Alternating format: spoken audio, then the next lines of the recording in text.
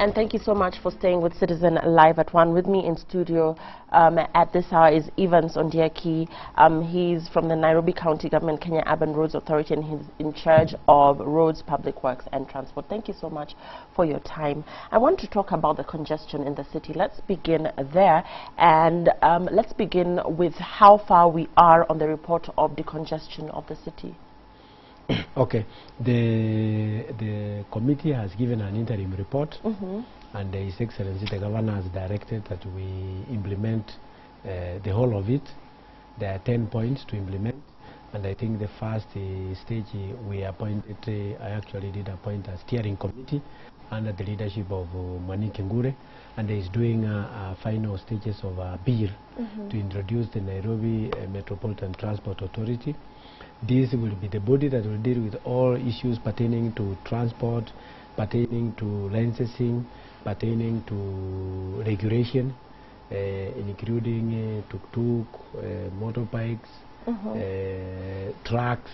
Okay. Because as we anticipate the reopening of the southern bypass and the northern bypass, we are going to come with a regulatory framework whereby lorries and the trucks will be prohibited from coming to the CBD. Okay. So they will be using.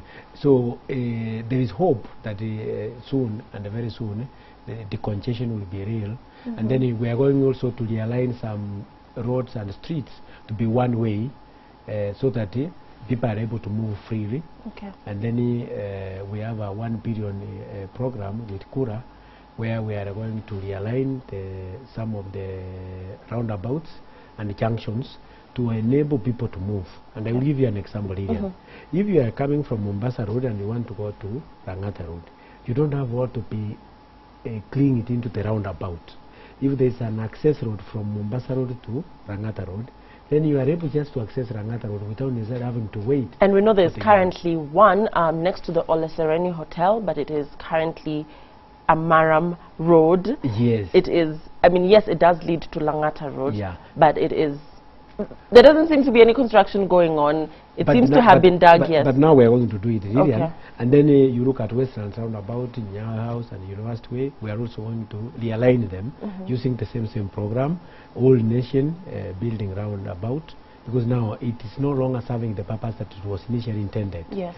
Now it is serving as a stage which blocks people who are coming in from Thika Road. Okay. So and how do you deal with the fact that once these bypasses are created, the fact that all traffic then diverts to those bypasses and therefore essentially creates another problem, because as opposed to being on the highway where everybody would be, then everybody opts to take that bypass, which essentially, like I said, creates another nightmare. That is another challenge, which is copycat.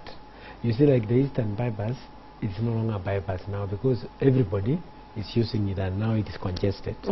But we had anticipated this, so we are intending to expand that into using Kenya National Highway Authority, to expand that into a 4-lane, so that we have another Eastern bypass, the greater Eastern bypass, which will be like a super highway, like Thika Road. And it will be able to address all those challenges. And before we continue, Mr. Ondieki, I want to talk about the traffic menace on the way to the airport. Yes. Commuters have been stranded for hours leading up from Uhuru Highway all the way to the airport. People missing their flights at some point. The airport, getting to the airport is a nightmare. What has created that situation, and what is being done about it? Okay, it's a combination of factors. Number one, there was a construction around the city cabanas, which is almost now complete. Yes. And that brought about a lot of congestion in that area. Secondly, owing to the terrorism threat internationally, the security checks on the entry to the airport has been improved, because you remember the national government is working on direct flights from US to Kenya. So there has been an improved check system, and this check system means it takes longer, a bit longer than initially anticipated. And by a combination of all these reasons, the congestion is getting worse, but it will get better in the sense that those roads are being done. The county is also doing something about educating our drivers to respect the other road users, so that we give each other way. Because 30% of the traffic or congestion is caused by the wrong attitude by drivers. They don't want to give another chance, even when they know that you can't proceed, even if you were to go ahead. You simply serve to obstruct. Okay. So I believe strongly that the governor has a framework, has created a framework, which is a comprehensive framework to address all these issues of congestion. And I believe by December, you will find that things will have improved greatly. And then there's a combination of other things that we are doing together with other stakeholders. Like Ngong Road is being done by Cheka and Kura. Outer Ring Road is also being done in the next 2 months. The commencement, the governor is going to launch the constructions. So once these roads are done, these roads will be modern roads with a PLT system where we will have a dedicated lane for buses, and the roads will be wider, and they will be more user-friendly. They will be marked properly. Okay. So all those efforts will help ease the congestion. How is the 24-hour economy going to help ease congestion in our roads? 24-hour economy, which His Excellency the Governor and His Excellency the President are working on, and it's at the final stages. I think the advert will be coming on Friday and next week, so that people can install lighting, because you cannot have a 24-hour economy unless you have security. Yes. So number one, the governor wants to address the issue of security, so that people can walk around freely, and people can leave their homes and come back on a 24-hour basis. Okay. Then how do you do that? Then you must make sure that Nairobi is well lit all over, in the estates, in a town, and in the emerging towns. Secondly, you must also make sure that where people live, those people who feed the industries, like people in Kibera who work in industrial area, people in Dandora, people in Mukurukwa Njenga, Mukurukwa Ruben, Kware, all those areas where the majority of the people live and they walk to the industrial area, that place must be secured and be well lit. So the roads must be done. So how far are we on the street lighting? I've already indicated that the adverts will be coming out soon, and then there are strict deadlines, because it must be done by December. Okay. So that one, the governor and the president will launch them. And there had been talk from the governor on traffic marshals. When are we likely to see them take charge without police officers? Now, the governor is having a broader and holistic approach to that issue. Number one, he wants to introduce the Intelligent Traffic Management System. It's called ITS, and in collaboration with other stakeholders like World Bank and the European Union. And that is at an advanced stage. We are setting up a traffic management center where you can be able to see where there is traffic, and you are able to control. The idea of this is that you are able to put intelligent management system in all the junctions as you come to town, so that the vehicles are regulated. Then you also fast track the exits from town, so that people are able to move out of town faster, and people are able to move to town in a more systematic manner. At the moment, all people want to move to town at 8 a.m. Between 6 and 9 a.m. So it becomes a nightmare. All roads, all major corridors, you find it's a nightmare coming to town. But if we could realign our economy, and the governor is doing this, because we want to maintain Nairobi as an investment hub and as the right destination for businessmen, tourists, and other people, and the visitors. Number one, we can have a situation where some people can report on duty in the afternoon, some can report in the evening, and some can report in the morning. And we can have, even in the education sector, moving into a 24-hour economy. So once the process is complete, the process the governor and the national government have initiated is complete, then it will mean we can adjust, some institutions can adjust to operate on a 24-hour basis, so that we don't have all to operate at 8, that we must be in town by 8 a.m., which ends up causing traffic snares. Yeah, and Mr. Ondieki, we must wind up, but as we wind up, there's comments that are coming in line. Viewer saying Donholm, Outer Ring Road in Donholm is a nightmare. Mombasa Road is a nightmare.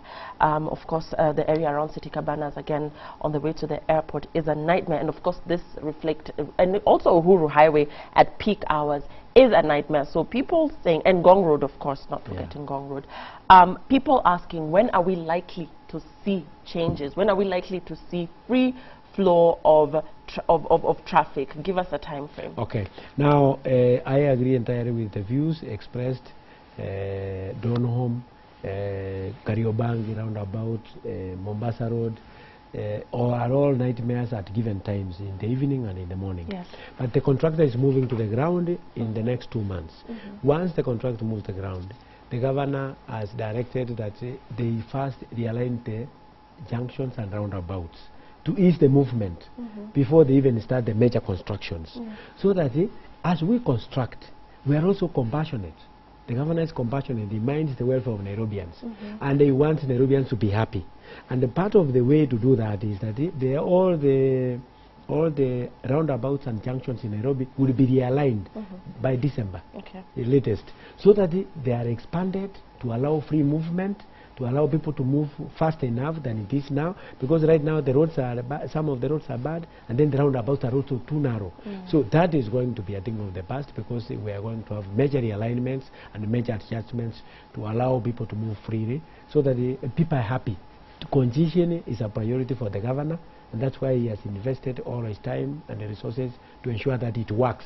Yeah, he wants to make Nairobians happy. Of course, Thika Superhighway set the precedent in terms of what we are hoping and looking forward to seeing going forward.